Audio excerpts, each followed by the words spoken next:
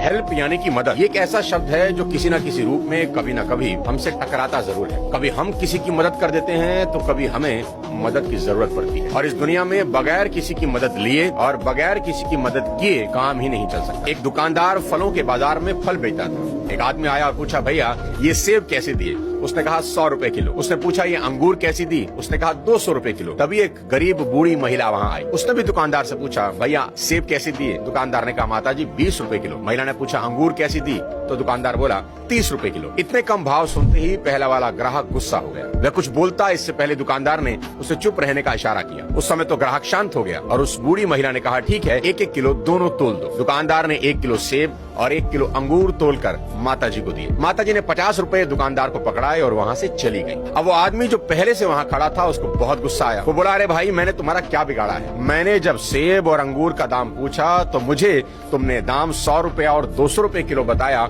और इस महिला को यही फल 20 रुपए और 30 रुपए किलो में दे दिए, तो गलत बात है। तो दुकानदार ने कहा, नहीं भाई, मैंने आपको कोई धोखा नहीं दिया। इस औरत का बेटा बीमार है, डॉक्टर ने फल लेने को कहा ताकि शरीर में ताकत आ सके, और इस बेचारी के पास पैसे नहीं है। बहुत गरीब है और है बड़ी स्वाभिमानी, कभी किसी से मदद लेती नहीं। मैंने कई बार उसकी मदद करने की कोशिश की लेकिन वह लेने से मना कर देती है, तो मैंने ये तरीका ढूंढा है मदद करने का। बूढ़ी है इसलिए बाजार के भाव का कुछ ज्यादा पता नहीं है, नहीं तो मुझसे ये फल भी ना लेती। उस आदमी ने दुकानदार को गले से लगाया और कहा, अगर किसी की मदद करनी हो तो रास्ते निकल ही आते हैं।